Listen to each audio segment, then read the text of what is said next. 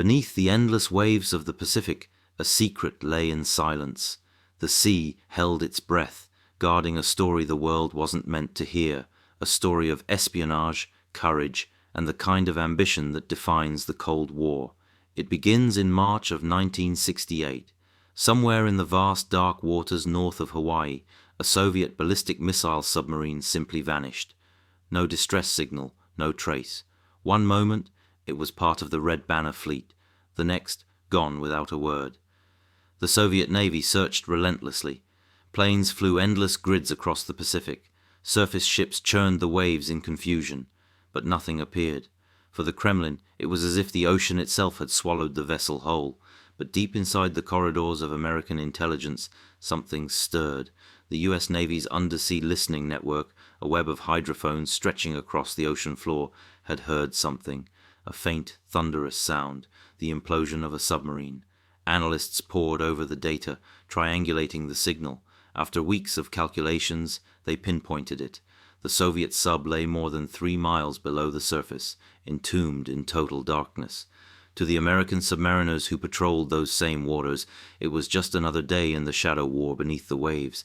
Their sonar screens flickered, their boats glided silently through the cold. None of them knew that directly beneath them rested a Soviet nuclear-armed submarine, a time capsule of enemy technology, strategy, and secrets. When the CIA got the word, they saw an opportunity unlike any other. If they could reach that wreck, if they could raise it from the bottom, they could unlock a treasure trove of Soviet military intelligence, missile guidance systems, nuclear warheads, code machines, everything the Soviet Navy wanted hidden from American eyes. But how do you lift a submarine from the bottom of the world's deepest ocean without anyone noticing? The CIA needed a plan so audacious, so massive, that it seemed impossible. And yet, that's exactly what they set out to do. The project was given a name, Azorian. Its purpose, to raise the sunken Soviet submarine from a depth never before attempted. To cover it up, they would build a massive ship, posing as a deep-sea mining vessel. Billionaire Howard Hughes became the face of the operation, his name a perfect distraction for the press. The cover story, he was mining the ocean floor for rare minerals. The truth, he was working with the CIA to steal a Soviet nuclear sub. Construction began on one of the most advanced ships ever built, the Glomar Explorer. From the outside, it looked like a marvel of engineering, but hidden inside was something extraordinary, a gigantic mechanical claw designed to descend miles beneath the surface and grab hold of the submarine. In the early 1970s, the Glomar Explorer set sail into the Pacific, heading straight for the coordinates of the sunken K-129. The mission was wrapped in silence. Even many of the men aboard didn't know what they were truly there for. The ocean stretched endlessly around them, calm, indifferent, ancient. Then the real work began. Slowly, carefully, the ship lowered the massive capture vehicle into the sea. It took hours, then days, for the claw to descend through the blackness, guided by sonar and instruments, sinking deeper and deeper until the faint shape of the wreck came into view. The submarine lay broken on the seabed, scarred by pressure, its steel hull torn open. After years of silence, human hands were reaching for it again, the claw locked in place. Cables groaned, hydraulic arms tightened. Slowly the lift began. Inside the control room, the engineers watched the tension gauges climb. Every inch upward risked disaster. The ocean pressed down with unimaginable force. Metal screamed under the strain. For the CIA, this was the most expensive gamble in history. Billions of dollars balanced on a few steel arms. And then, tragedy struck. Midway through the lift, the sub's weight proved too great. The claw began to fracture. 2 of its arms snapped, and with a sickening lurch, most of the submarine broke free and fell back into the abyss. The control room fell silent. All that effort, all that secrecy, gone in an instant. But not everything was lost. A small portion of the wreck remained in the claw's grip, a fragment of the sub's forward section. Inside that fragment, they would later discover Soviet torpedoes, documents, and the bodies of 6 sailors still entombed in their vessel. The Glomar Explorer carefully hauled the surviving section to the surface. The crew, shaken but determined, carried out a quiet ceremony at sea. The remains of the Soviet sailors were given a respectful burial, with their national anthem playing softly over the waves. It was a rare moment of humanity in a war defined by paranoia and silence. When the mission ended, the ship sailed back to port under a veil of secrecy. The public knew nothing. The Soviets suspected something but had no proof. The entire operation remained buried, classified for years. But the world beneath the ocean had changed. The Americans had proven that even the depths of the Pacific were not beyond their reach. The Cold War had expanded, not just across the skies or the continents, but into the very bottom of the sea. And for those American submariners still patrolling the depths, unaware of what had taken place just below them, the thought would linger long after. In the black silence of the deep, how many other secrets lay waiting to be found? The ocean keeps its secrets well.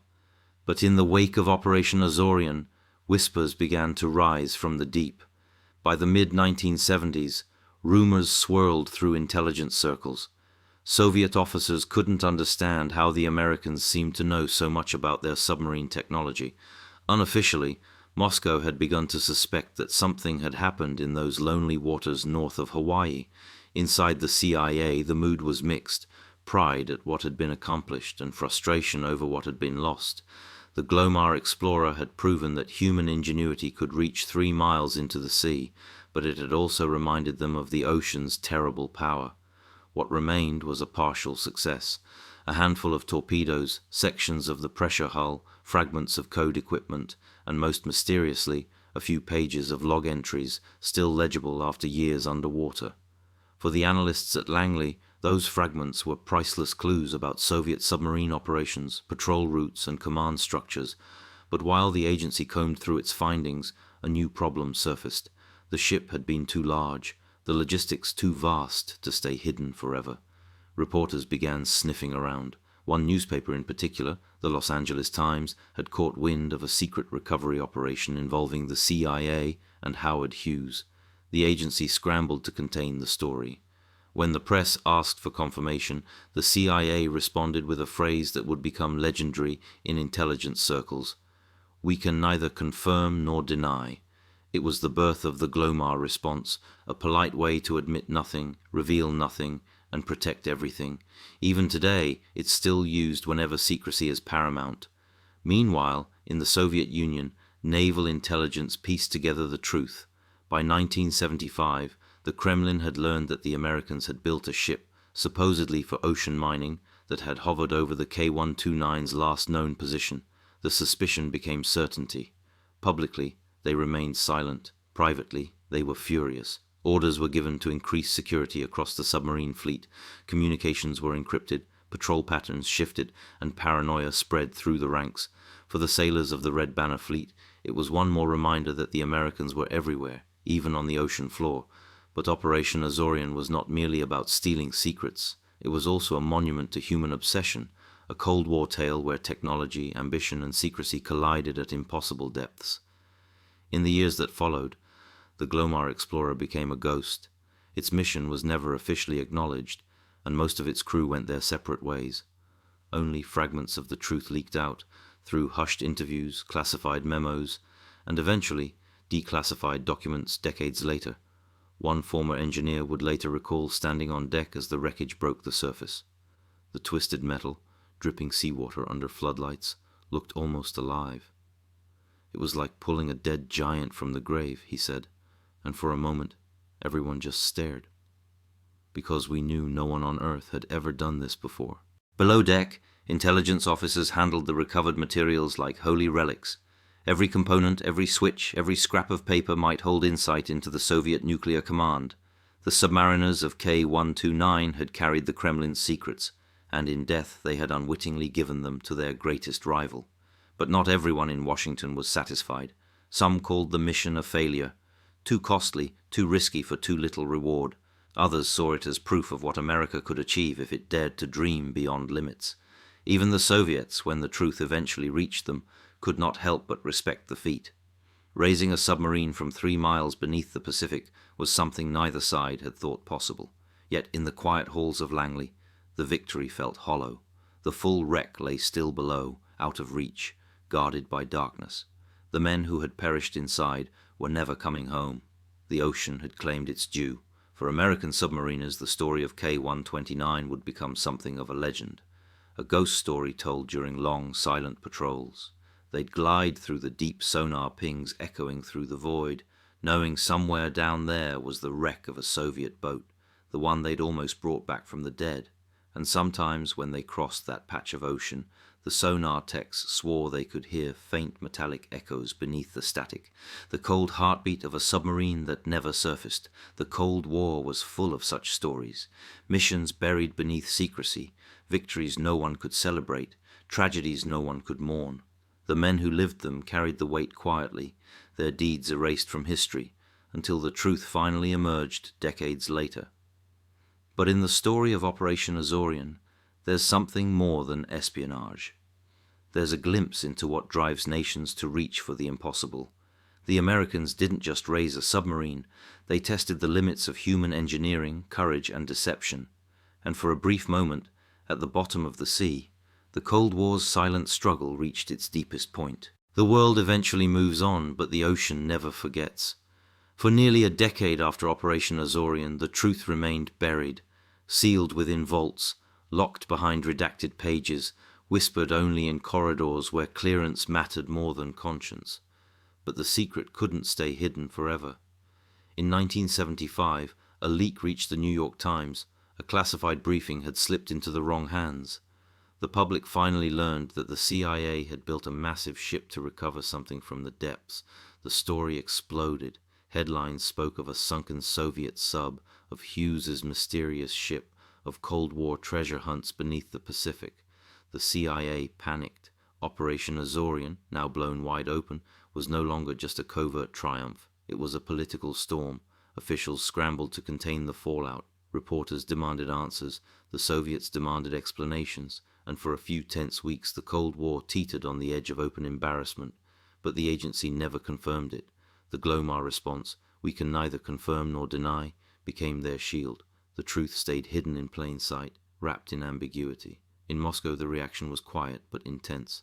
The Politburo was outraged, not just by the audacity of the act, but by the implication that the Americans could pluck a Soviet nuclear vessel from the ocean floor right under their noses. It was a humiliation. Soviet engineers were ordered to re-evaluate sub-safety systems, redesign hull integrity, and rethink communication protocols. The loss of K-129 had already scarred them. Learning it had been recovered by their rivals made that scar permanent. For the American engineers, though, the Glomar Explorer was both a triumph and a tombstone. The ship was later mothballed, then reactivated for private use, its original purpose stripped away, its legend fading into rumor. Most of the men who worked on Azorian took their secrets to the grave, bound by oath and silence. Yet fragments of the story trickled out over the decades. In the 1980s, declassified documents revealed partial details, though always heavily censored. It wasn't until the 1990s that the public began to understand the true scale of the operation, one of the most complex engineering feats in human history. The Glomar Explorer had essentially performed deep-sea surgery, 16,500 feet down, using 1970s technology. To this day, few missions have matched its audacity. Then, in 1992, something unexpected happened. The CIA quietly released a videotape, a film of the burial ceremony held at sea for the 6 Soviet sailors recovered from the wreck. The footage showed the stars and stripes fluttering in the wind, sailors standing at attention, the Soviet anthem echoing softly across the waves. Flowers were cast into the water as their bodies were lowered into the Pacific, given military honors by the very nation that had recovered them. When the Russians saw that footage, decades later, something changed.